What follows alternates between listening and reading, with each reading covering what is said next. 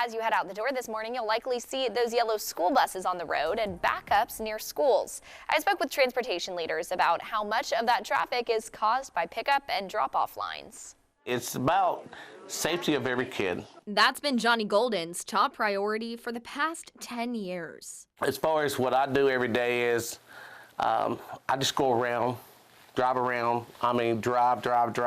looking for certain situations as far as weather, road conditions, cell phone rings like crazy. He works as the transportation director for Anderson County Schools, acting as the liaison between contractors and principals to figure out logistics, improve efficiency, and ensure safety. Just want everybody to be safe. I mean, that's my biggest thing. I want to be safe. Anderson County contracts with 5 different companies to run 46 routes. Out of the 5,900 kids in the county, Golden says about 2,200 ride the bus each day. But let's take a look around the region as a whole. Data from the organization's school bus fleet shows that during the 2023-24 school year, about 47% of public K-12 kids in Tennessee used their district's transportation option. Over the past decade in Anderson County, Golden says he's noticed the ridership levels fluctuate. Honestly, it's up and down.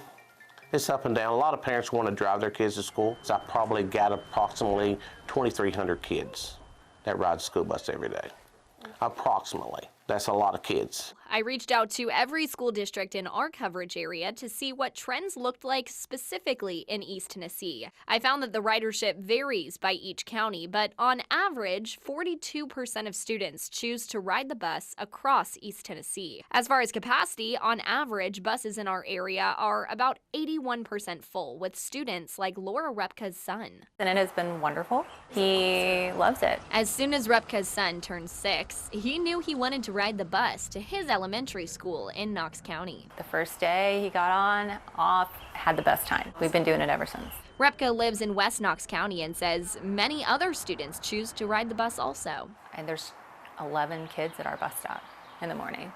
So it's a thing, yeah, here. It's really fun for them, so they're always looking for their friends. I honestly don't understand why you wouldn't take advantage of something that is provided to them unless there was some specific thing that you needed to not be doing it. And for Kelsey Warner, that reason is a lack of reliability. I don't want to be just like wondering, did the bus come yet? Is it going to come at all? And kind of just that worrying. On her son's first day of 6th grade, Warner tells me they decided he would ride the bus. I was actually really excited about the bus because I rode the bus as a kid. And it was kind of cool, fun experience. Plus, not having to worry about getting him to and from school was really attractive. But immediately, Warner says they ran into issues. The first day, we ran down there to the bus stop and we were waiting and waiting and waiting, and the bus never came.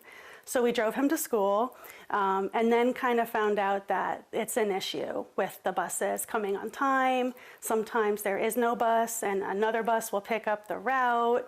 And it's just, he was going to be late to school like every day. Now Warner's husband drives their son to school each morning and her mother picks him up every afternoon. I feel really lucky that I have her to do that. I worry about families that don't have that option. That's why in Anderson County, Golden says having a safe, reliable option is important. Parents got to leave. They leave their kids, expecting the bus to pick them up if they have to be at work at a certain time in the morning.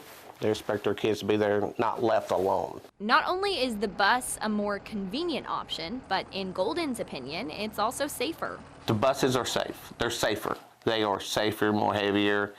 You can't miss a big yellow school bus if something does happen, but you can lose a car in a heartbeat. Golden says it can also lighten congestion around schools. It does free up the school zones if the parents let their kids ride the bus, but that's their choice.